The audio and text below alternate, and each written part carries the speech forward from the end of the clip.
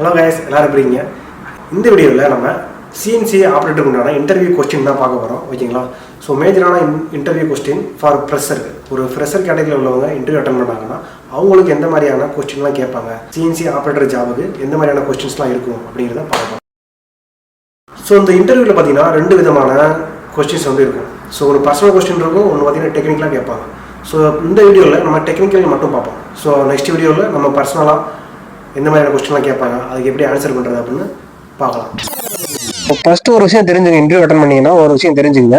Question உங்கள்கிட்ட கேட்டாங்கன்னா எல்லா கொஸ்டினுக்குமே இங்கிலீஷில் ஆன்சர் பண்ணணும் அப்படிங்கிற அவசியமே கிடையாது. நீங்கள் தமிழ்லேயே சொல்லலாம். ஸோ நீங்கள் லோக்கலில் தமிழ்நாட்டில் இன்டர்வியூ அட்டன் பண்ணுறீங்க அப்படின்னா நீங்கள் தமிழ்லேயே பேசலாம், தப்பே கிடையாது. இங்கிலீஷில் பேசுங்கிற பேரில் போட்டு குழப்பி தெளிகிறாங்க அவனை.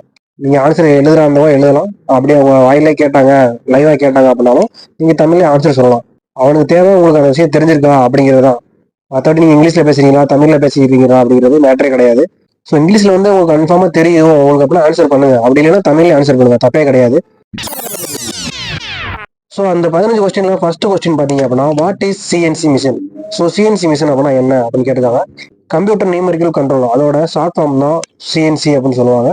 ஸோ சிஎன்சி அப்படிங்கிறது மிஷின் கிடையாது, அது ஒரு கண்ட்ரோலிங் கான்செப்ட்.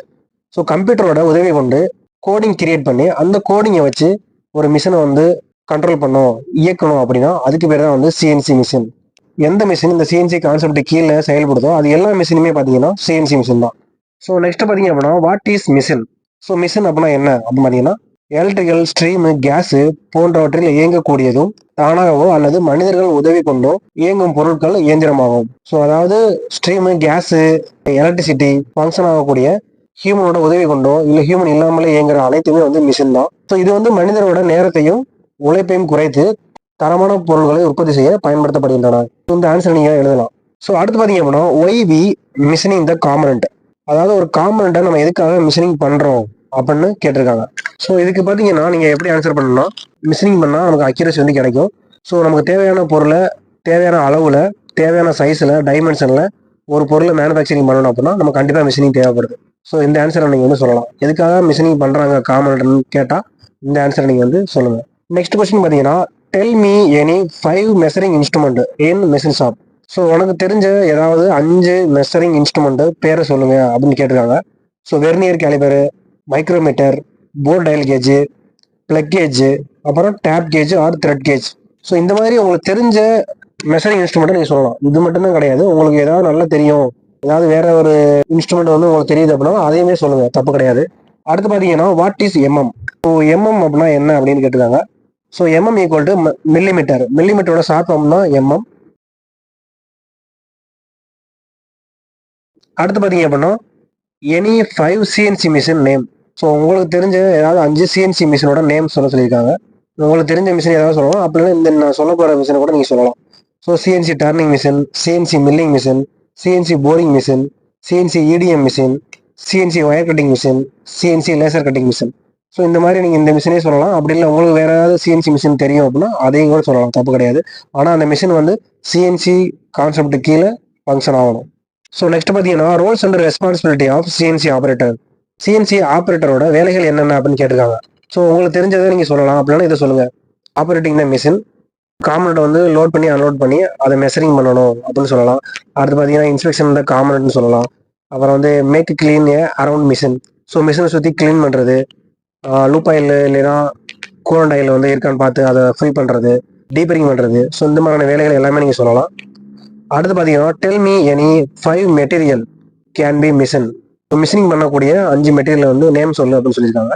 ஸோ அதுக்கு பார்த்தீங்கன்னா, அலுமினியம், எம்எஸ் சொல்லலாம். MS means mild steel, copper, cost iron, nylon. So இந்த மாதிரி ஒரு 5 மெட்டீரியல் நேம் சொல்லுங்க. அப்படி இல்லை உங்களுக்கு வேற ஏதாவது மெட்டீரியல் நல்லா தெரியும் நேம்னா நீங்கள் அதை சொல்லுங்க.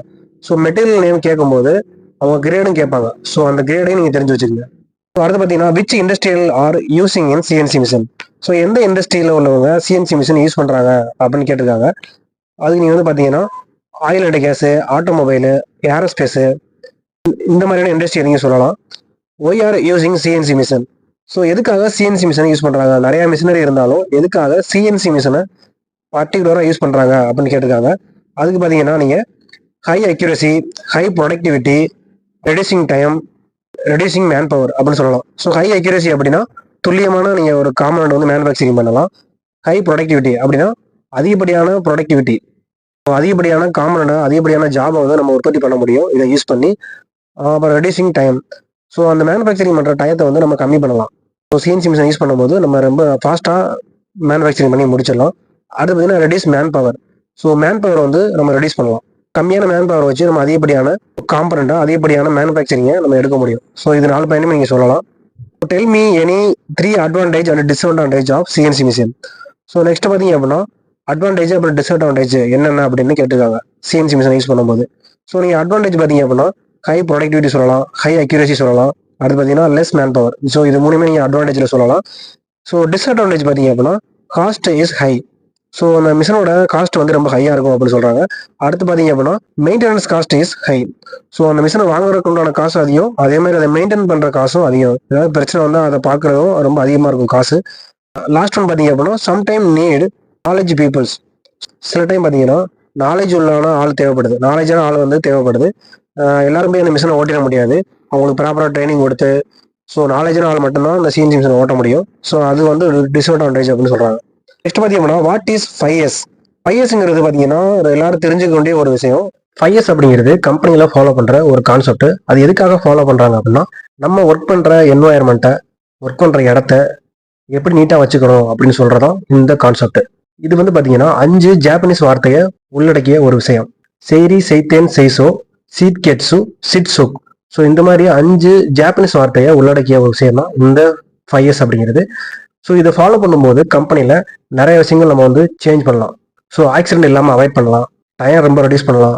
இந்த மாதிரி 5Sஐ ஃபாலோ பண்ணும்போது கம்பெனியில் நிறைய விஷயங்களை அச்சீவ் பண்ண முடியும். ஸோ இந்த ஆன்சர் நீங்கள் வந்து சொல்லலாம்.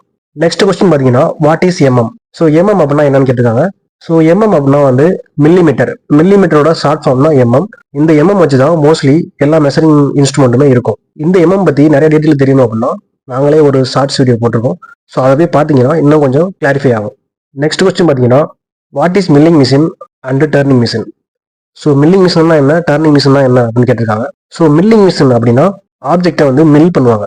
வெர்டிகலாவோ இல்லை ஹரிசண்டலோ ஸ்பிண்டில் இருக்கும்.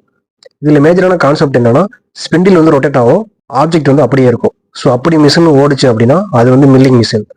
டர்னிங் மிஷின் அப்படிங்கிறது என்னன்னா கட்டிங் டூல் வந்து ஸ்டாண்டர்டாக அப்படியே இருக்கும், சுத்தாது. பட் ஒர்க் பீஸ் வந்து சுத்தும். ஸோ ஒர்க்கிங் ஆப்ஜெக்ட் வந்து சுத்திட்டு கட் எடுக்கும். ஸோ அப்படி ஓடுறது வந்து டர்னிங். ஸ்பிண்டில் சுற்றி ஒர்க் பீஸ் அப்படியே இருந்துச்சு அப்படின்னா அது வந்து மில்லிங் மிஷின். ஆப்ஜெக்ட் சுற்றி கட்டிங் டூல் வந்து அப்படியே இருந்தால் அதுக்கு பேர் டர்னிங் மிஷின். லாஸ்ட் கொஸ்டின் பார்த்தீங்கன்னா 1 inch is equal to how many mm அப்படின்னு கேட்டிருக்காங்க. ஸோ 1 inch அப்படிங்கிறது எத்தனை mm அப்படின்னு கேட்டிருக்காங்க. 1 inch is equal to 25.4 mm. அதாவது 25.4 mm தான் 1 inch. ஓகேங்களா? ஸோ அவ்வளோதான் கைஸ், இந்த கொஸ்டின் தான் நான் சொன்னேன் மேஜரான கொஸ்டின்ஸ். ஸோ இது எல்லாத்தையும் நீங்கள் அண்டர்ஸ்டாண்ட் பண்ணிவிட்டு நீங்கள் ஆன்சர் பண்ணீங்க அப்படின்னா நீங்கள் கண்டிப்பாக இன்டர்வியூவில் வந்து பாஸ் பண்ணுறதுக்கு நிறைய வாய்ப்பு இருக்குது. அடுத்த வீடியோவில் பர்சனல் கொஸ்டின் என்னென்ன கேட்பாங்க, ஃபார் ஃப்ரெஷருக்கு வந்து என்ன மாதிரியான கொஸ்டின்லாம் பர்சனலாக கேட்பாங்க, ஸோ அப்படிங்கிறத நான் நெக்ஸ்ட் வீடியோவில் போகிறேன். ஓகேங்களா? Bye bye.